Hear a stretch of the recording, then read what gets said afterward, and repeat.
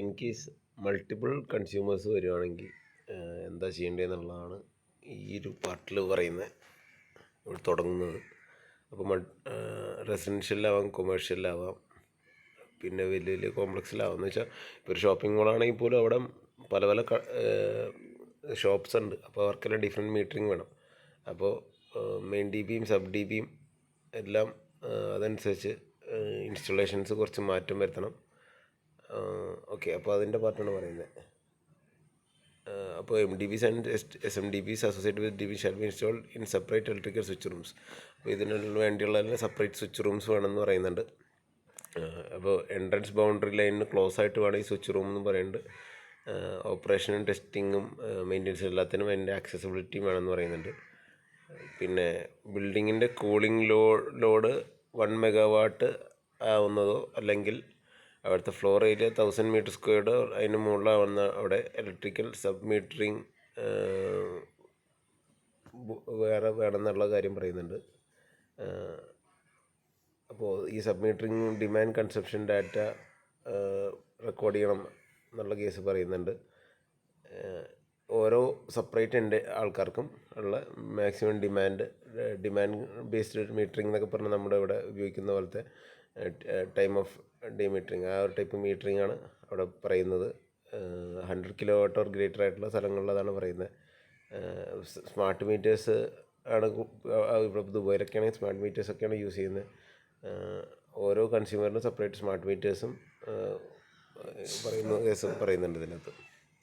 പിന്നെ മെയിനായിട്ട് നമ്മൾ നേരത്തെ കണ്ട പോലത്തെ മീറ്റർ അതിൻ്റെ അറേഞ്ച്മെൻറ്റാണ് ഇതിൻ്റെ അകത്ത് കാണിക്കുന്നത്. അപ്പോൾ ഒരു KWH മീറ്ററിന് മിനിമം ഒരു 300 mm വിഡ്ത്തും 500 mm ഹൈറ്റുള്ള രീതിയിൽ വേണം കൊടുക്കാൻ പറയുന്നുണ്ട്. പിന്നെ അതിൻ്റെ ഒരു സ്പേസ് മിനിമം 1200 mm മറ്റേ ഫ്രണ്ടിലുള്ള, അതായത് 1.2 മീറ്റർ ഫ്രണ്ടിൽ ഒരു ക്ലിയറൻസിൻ്റെ കേസും പറയുന്നുണ്ട്. അപ്പോൾ അതിൻ്റെ ജനറൽ അറേഞ്ച്മെൻറ്റാണ് ഇവിടെ കാണുന്നത്. മൾട്ടിപ്പിൾ മീറ്റർ ഉള്ളത് കണ്ടു. 1 2 3 നോൺ എനർജി മീറ്റേഴ്സാണ് ഈ കാണിച്ചേക്കുന്നത്. 6 എനർജി മീറ്റർ പോലെ കാണിച്ചിട്ടുണ്ട്. അപ്പോൾ തമ്മിലുള്ള ക്ലിയറൻസ് എല്ലാം കൊടുത്തിട്ടുണ്ട്. പിന്നെ MDB SDB എല്ലാം ഇവിടെ കാണിച്ചിട്ടുണ്ട്. അതിൻ്റെ അകത്ത് provisions, ampere selector switch, voltage selector switch, ammeter, voltmeter മുതലായ കാണിച്ചിട്ടുണ്ട്. മെയിൻലി അതിൻ്റെ ഹൈറ്റ് കാണാം. ഹൈറ്റ് എന്ന് പറഞ്ഞാൽ അതിൻ്റെ ഹൈറ്റാണ്, ക്ലിയറൻസ് കാണുന്നുണ്ട്. അങ്ങനെ ഓരോ പാർട്ട്. B എന്ന് പറഞ്ഞാൽ മറ്റേ മീറ്റർ പ്രൊവിഷൻസ്, മീറ്റർ കൊടുത്തേക്കണ അതിൻ്റെ ഹൈറ്റും. C എന്ന് പറഞ്ഞു കഴിഞ്ഞാൽ ഒരു മീറ്ററിൻ്റെ മൊത്തത്തിലൊരു ഹൈറ്റും. D അതിന് തമ്മിലുള്ള ഗ്യാപ്പും. അങ്ങനെ E എന്ന് പറഞ്ഞു കഴിഞ്ഞാൽ മീറ്ററിൻ്റെ സെൻറ്റർ ടു സെൻറ്ററിലുള്ള ഗ്യാപ്പൊക്കെ എത്ര പറയുന്നുണ്ട്. ഇത് കാണുമ്പോൾ നമുക്ക് മനസ്സിലായി ഇതൊക്കെ കേബിൾസാണ്. കേബിൾസ് ഒന്ന് കയറുന്നു, ഇതിലേക്ക് കയറുന്നു, നമ്മുടെ DBയിലേക്ക് കയറുന്നു, MDB SDBയിലേക്ക് കയറുന്നു, SMDB. അപ്പോൾ ഇതിൻ്റെ നോട്ടിൽ കൊടുത്തിട്ടുണ്ട് ഇത് മിനിമം റിക്വയർമെൻ്റ് ആണെന്ന് കൊടുത്തിട്ടുണ്ട്. പിന്നെ എർത്തിങ്ങിൻ്റെ ഡീറ്റെയിൽസ് ഇതിൽ കൊടുത്തിട്ടില്ല എന്നുള്ള കേസും അവിടെ എടുത്ത് പറയുന്നുണ്ട്.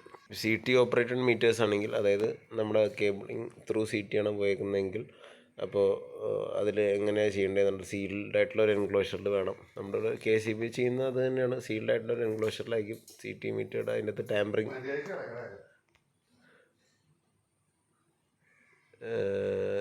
CT ഓപ്പറേറ്റഡ് ആയിട്ടുള്ള മീറ്ററിൽ എങ്ങനെ ചെയ്യേണ്ടതെന്നുള്ള ഒരു പാനലിൻ്റെ ഒരു പാർട്ടാണ് കാണിച്ചേക്കുന്നത് ഇതിൻ്റെ അകത്ത്. അപ്പോൾ അതിൻ്റെ അകത്ത് മെയിനായിട്ട് ഉദ്ദേശിക്കുന്ന CT ഓപ്പറേറ്റഡ് ആയിട്ടുള്ള അതിൻ്റെ കമ്പാർട്ട്മെൻറ്റാണ്. ഒരു കമ്പാർട്ട്മെൻറ്റാണ് ഈ കാണിച്ചേക്കുന്നത്, ഇത്രയും കാണിച്ചേക്കുന്നത്. അപ്പോൾ അതിൻ്റെ അകത്ത് അതിൻ്റെ ട്രാൻസ്പെറൻറ്റ് വിൻഡോ കാണിച്ചിട്ടുണ്ട്. B എന്ന് പറഞ്ഞ ട്രാൻസ്പെറൻറ്റ് വിൻഡോ, അതിൻ്റെ സൈസ്, പിന്നെ പ്രൊട്ടക്ഷൻ കവേഴ്സ് നേരത്തെ കാണിച്ച പോലെ തന്നെ. പിന്നെ VT ഫ്യൂസ് എന്ന് പറഞ്ഞു കഴിഞ്ഞാൽ മറ്റേ വോൾട്ടേജ് ട്രാൻസ്ഫോമർ അല്ലെങ്കിൽ പൊട്ടൻഷ്യൽ ട്രാൻസ്ഫോമറിൻ്റെ ഫ്യൂസാണ് കാണിച്ചേക്കുന്നത്. D എന്ന് പറഞ്ഞ് കാണിച്ചേക്കുന്നത്. D ഇതിൻ്റെ പാർട്ട് കാണിച്ചിട്ടുണ്ട്. പിന്നെ എനർജി മീറ്റർ കാണിച്ചിട്ടുണ്ട്. പിന്നെ പാഡ് ലോക്കിംഗ് അറേഞ്ച്മെൻറ്റ്, അതായത് ലോക്ക് ചെയ്യാനുള്ള അറേഞ്ച്മെൻറ്റ്. CTയുടെ ടെർമിനൽസ് കാണിച്ചിട്ടുണ്ട്. G എന്ന് പറഞ്ഞ CT ടെർമിനൽസ് കാണിച്ചിട്ടുണ്ട്. പിന്നെ അങ്ങനെ മൊത്തത്തിൽ ആ പാനലിൻ്റെ റിലേറ്റഡ് ആയിട്ടുള്ള പാർട്ട് അതിൻ്റെ അകത്ത് ഫുള്ളും കാണിച്ചിട്ടുണ്ട്. ഒരു പാനൽ കാണുമ്പോൾ നിങ്ങൾ അതുമായിട്ട് ഇതായിട്ട് കമ്പയർ ചെയ്ത് നോക്കാം. അപ്പോൾ കമ്പയർ ചെയ്ത് നോക്കുമ്പോൾ നമുക്ക് അതിൻ്റെ സ്റ്റാൻഡേർഡ് ഫോളോ ചെയ്ത് എന്താണെന്ന് മനസ്സിലാക്കാൻ വേണ്ടിയിട്ടുള്ളൊരു പാർട്ടാണ് ഇതിൽ പറയുന്നത്. ഇതാണ് പാഡ് ലോക്കിംഗ് അറേഞ്ച്മെൻറ്റ് ഇവിടെ കാണിച്ചിട്ടുണ്ട്. ഇവിടെ ഡോക്യുമെൻറ്റിൽ തന്നെ അത് കാണിച്ചിട്ടുണ്ട്. ഇവിടെ ലോക്ക് ചെയ്തൊക്കെ കാണാം. നമ്മുടെ ഇവിടെ KCB മീറ്റർ ലോക്ക് ചെയ്യാറുണ്ട്, പാഡ് ലോക്കിങ് അതേ സംഭവം തന്നെയാണ്. അപ്പോൾ അതേപോലത്തെ ഒരു സംഭവമാണ്. അപ്പോൾ അതിവിടെ കാണാം. അപ്പോൾ ഇവിടെ 160 and above CT യൂസ് ചെയ്യുന്നതെന്ന് പറയുന്നുണ്ട്. അപ്പോൾ സ്മാർട്ട് മീറ്റേഴ്സും അതിൻ്റെ CTസും ഡിവ പ്രൊവൈഡ് ചെയ്യും, ഒരു ഡിപ്പാർട്ട്മെൻറ്റ് തന്നെ പ്രൊവൈഡ് ചെയ്യുമെന്ന് പറയുന്നുണ്ട്. ചില കേസുകളിൽ കൺസ്യൂമറിന് മേടിക്കാമെന്നുള്ള കേസുകൾ പറയുന്നുണ്ട്. ഇപ്പോൾ നമ്മുടെ ഇവിടെ അതേപോലെ KCBന്ന് ടെസ്റ്റ് ചെയ്തെടുക്കാം, അല്ലെങ്കിൽ ടെസ്റ്റഡ് ആയിട്ടുള്ള മീറ്റേഴ്സ് മേടിക്കാം. അങ്ങനെ പല പല ഓപ്ഷൻസ് ഉണ്ടല്ലോ. അതേപോലെ തന്നെ പിന്നെ അവിടെ യൂസ് ചെയ്യുന്ന CTയുടെ ട്രാൻസ്ഫോർമേഷൻ റേഷ്യോസാണ്. CT റിലേറ്റഡ് ആയിട്ട് ഡൗട്ടുകളൊക്കെ ഉള്ളതിൻ്റെ CTയുടെ വീഡിയോസ് ഞാൻ ഇഷ്ടംപോലെ ചെയ്തിട്ടുണ്ട്.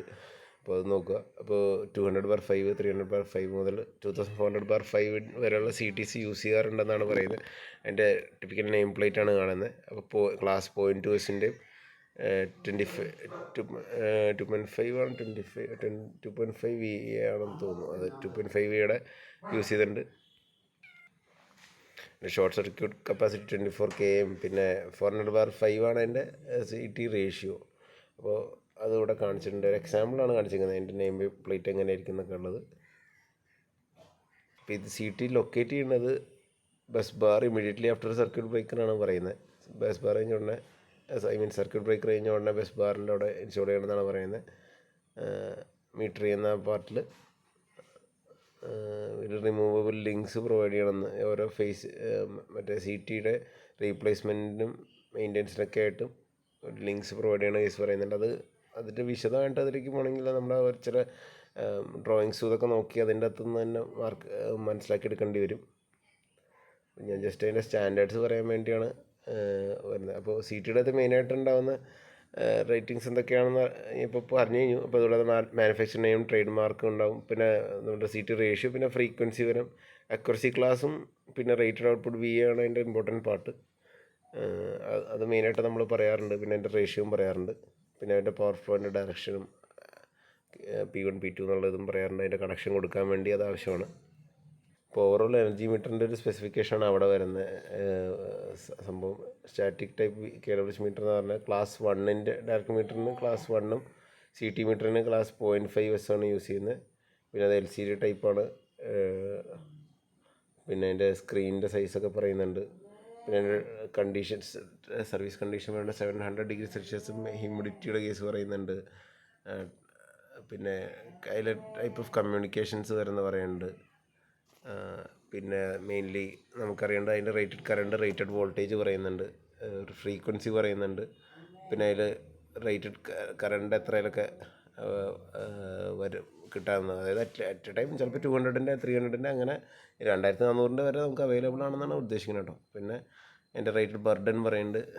അതിൻ്റെ നമ്പർ ഓഫ് ഫേസസ് പറയുന്നുണ്ട്. പിന്നെ അതിൻ്റെ പ്രൈമറി കറണ്ടും അതിൻ്റെ ബസ് ബാർ സൈസ്, മീറ്ററിങ് ക്യൂബിക്കുള്ളിൽ വരുന്ന അതിൻ്റെ ബസ് ബാർ സൈസ് ഇത് റിലേറ്റഡ് ആയിട്ടായിരിക്കും. അപ്പോൾ അതും ഇതിൻ്റെ അകത്ത് കാണിച്ചിട്ടുണ്ട്. അപ്പോൾ ഏത് എക്യുപ്മെൻ്റ് അപ്പാരറ്റസും വെക്കേണ്ട മിനിമം കണ്ടീഷൻസ്, അല്ലെങ്കിൽ അത് വിസ്റ്റാൻഡ് ചെയ്യുന്ന കണ്ടീഷൻസാണ് ഇവിടെ കൊടുത്തേക്കുന്നത്. ആംബിയൻ ഡിസൈൻ കണ്ടീഷൻസ് എന്ന് പറയുന്നത് നോർമൽ കണ്ടീഷൻസ്.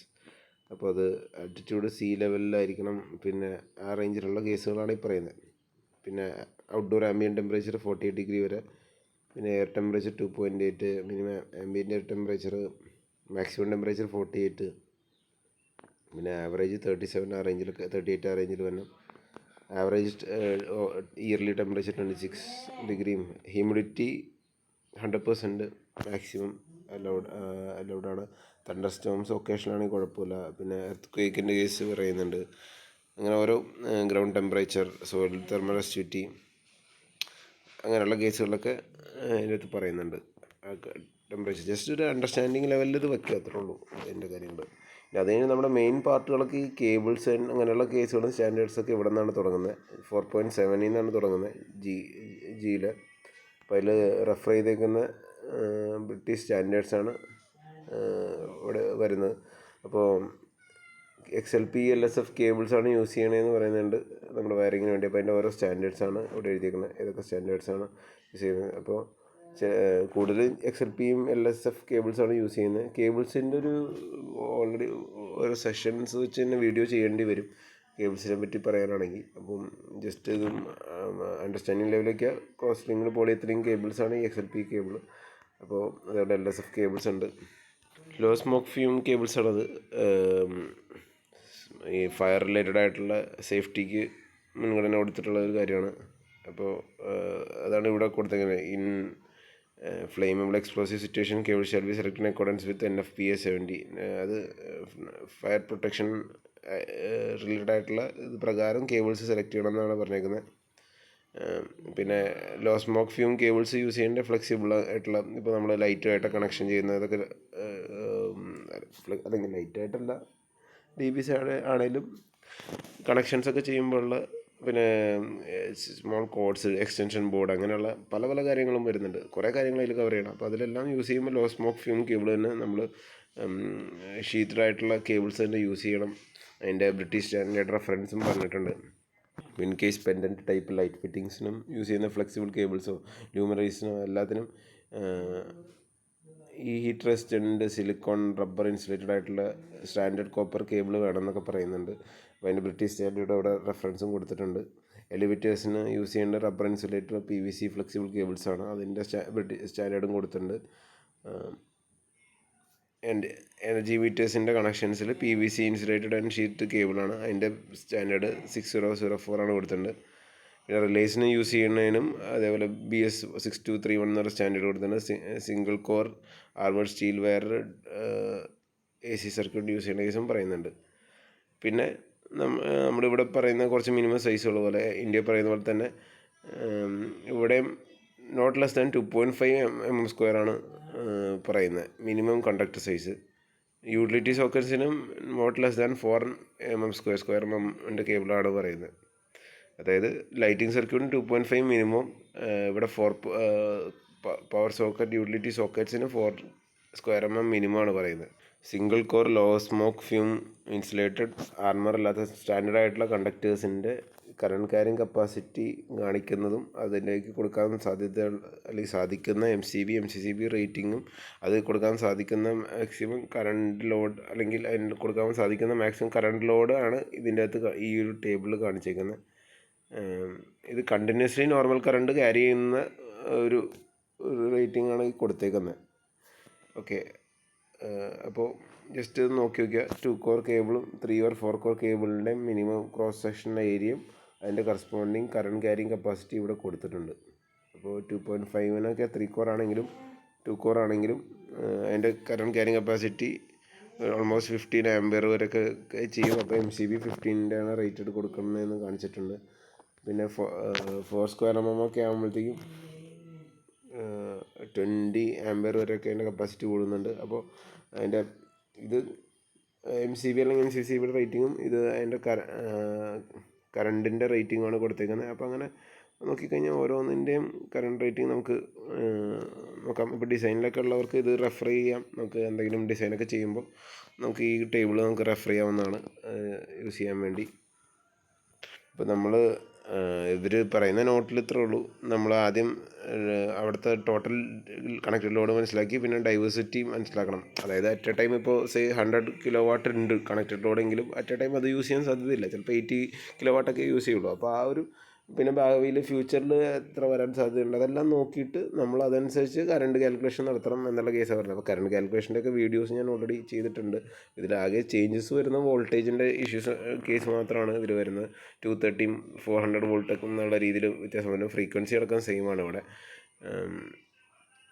പിന്നെ ഇത് ഓരോ വേറെ type cable multi core armed ആയിട്ടുള്ള, മറ്റേത് ആദ്യം കാണിച്ച നോൺ ആർമേഡ് ആയിരുന്നു, സിംഗിൾ കേബിളായിരുന്നു. ഇത് single core 2 core 3 core 4 core ഒക്കെ കാണിച്ചിരുന്നു. പക്ഷേ നോൺ ആർമേഡ് ആയിരുന്നത് ആർമേഡ് ആയിട്ടുള്ള കേബിളാണ് എഴുതിയിട്ടുണ്ട്. Cable size multi core armoured low smoke fume cable insulated കേബിൾസും കോപ്പർ കണ്ടക്ടേഴ്സ് ടൈപ്പ് പഠിച്ചിട്ടുണ്ട്. അപ്പോൾ അതിലും വലിയ ചേഞ്ചസ് അല്ല, ചെറിയ ചെറിയ ചേഞ്ചസാണ് അതിൻ്റെ അകത്ത് കാണുന്നത്. അപ്പോൾ 3 കോർ 4 കോറിൻ്റെ ഡീറ്റെയിൽസാണ് കൊടുത്തേക്കുന്നത്.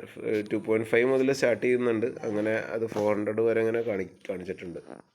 വേറെ മൾട്ടി കോർ XLP കേബിളിൻ്റെയും കോപ്പർ കണ്ടക്ടേഴ്സിൻ്റെയും കാണിച്ചിട്ടുണ്ട്. ഇപ്പോൾ ദുബായ് പോലുള്ള സ്ഥലങ്ങളിൽ നമുക്ക് അലുമിനിയത്തിൻ്റെ യൂസ് അങ്ങനെ വരുന്നില്ല. അവിടെ കോപ്പർ തന്നെയാണ് നമ്മൾ യൂസ് ചെയ്യുന്നത്. അതാണ് നമ്മുടെ ഇൻസ്പെക്ടർ ഡയറിയിലൊക്കെ നോക്കി അലുമിനിയത്തിൻ്റെ യൂസ് ഇവിടെ വരുന്നില്ല. അതുകൊണ്ടാണ് അത് കാണാത്ത. ഇൻസ്പെക്ടർ ഡയറിയിലെല്ലാം ഇത് കാണുന്നെങ്കിൽ ഇവിടെ കാണാത്തത് കൊണ്ടാണ്. അപ്പോൾ ഓരോ കേബിളിൻ്റെ XLP കേബിളിൻ്റെ ഇതേപോലെ കോപ്പറിൻ്റെ ഡീറ്റെയിൽസ് കൊടുത്തിട്ടുണ്ട്. 10 സ്ക്വയർ എന്ന് സ്റ്റാർട്ട് ചെയ്തിട്ട് 300 വരെ കൊടുത്തിട്ടുണ്ട്. അപ്പോൾ അതിൻ്റെ കറണ്ട് ക്യാരിങ് കപ്പാസിറ്റിയും അതിന് യൂസ് ചെയ്യേണ്ട MCB റേറ്റ് നമുക്ക് സിമ്പിളായിട്ട് ഡിസൈൻ ചെയ്യാം. പിന്നെ ഇതിൽ ഇമ്പോർട്ടൻ്റ് പാർട്ടെന്ന് പറഞ്ഞാൽ വോൾട്ടേജ് ഡ്രോപ്പിൻ്റെ ഒരു കേസാണ് പറയുന്നത്. Voltage drop from point of supply to any point wiring shall not be more than 4% ആണ് പറയുന്നത്. പക്ഷേ നമ്മൾ സാധാരണ 3% താഴെ നിർത്താനാണ് നോക്കാറ്. ആ ഒരു രീതിയിലാണ് നമ്മൾ ഡിസൈൻ ചെയ്യുമ്പോൾ എപ്പോഴും സേഫ്. 4% 3% ആണ് നോക്കാറ്. അപ്പോൾ വോൾട്ടേജ് ഡ്രോപ്പിൻ്റെ കാൽക്കുലേഷൻ്റെ വീഡിയോ ഞാൻ വേറെ ചെയ്തിട്ടുണ്ട്. അപ്പോൾ നിങ്ങൾക്ക് വേണമെങ്കിൽ അത് റെഫർ ചെയ്യാം. ഇൻസ്പെക്ടർ ഡയറി വെച്ച് അതിലുള്ള ഒരു കേബിളിൻ്റെ ടേബിൾ വെച്ച് നമ്മളതിൻ്റെ ഡീറ്റെയിൽഡ് എക്സ്പ്ലനേഷൻ ചെയ്തിട്ടുണ്ട്. അതിൽ നോക്കിയാൽ കാണാം. ഓക്കെ, അപ്പോൾ അതിൻ്റെ പെർസെൻറ്റേജ് വ്യത്യാസം ഉണ്ടെന്നുള്ളൂ. 3% എന്ന് വെച്ചാൽ കുറച്ചും കൂടി സേഫാണ്. 4% കുറച്ച് ഫ്രണ്ടിലേക്കാണ് പോകുന്നത്. അതിൻ്റെ കുറച്ചും കൂടി ഡ്രോപ്പ് ഉണ്ടാകും. അതായത് ബേസിക്കലി വോൾട്ടേജ് ഡ്രോപ്പ് എന്ന് പറഞ്ഞാൽ നമ്മൾ ഇവിടുന്ന് 230 വോൾട്ട് കൊടുക്കുമ്പോൾ അവിടെ ചെല്ലുമ്പോഴത്തേക്ക് ഒരു 4% ലോസായിട്ട് ഓൾമോസ്റ്റ് നമുക്കൊരു 220 സംതിങ് 225 ആ റേഞ്ചൊക്കെ ആയിരിക്കും നമുക്ക് അവിടുത്തെ റിസീവിങ് എൻഡിൽ വോൾട്ടേജ് കിട്ടുള്ളൂ. ആ ഒരു കേസാണ് ഇതിൽ പറയുന്നത്. സോ അപ്പോൾ ഈ വീഡിയോൻ്റെ ലെങ്ത്ത് കുറയ്ക്കാനായിട്ട് ഞാൻ വീണ്ടും ഇത് ഇവിടെ വെച്ച് അവസാനിപ്പിക്കുകയാണ്. നമുക്ക് അടുത്തതിൽ വീണ്ടും കണ്ടിന്യൂ ചെയ്യാം. Thank you.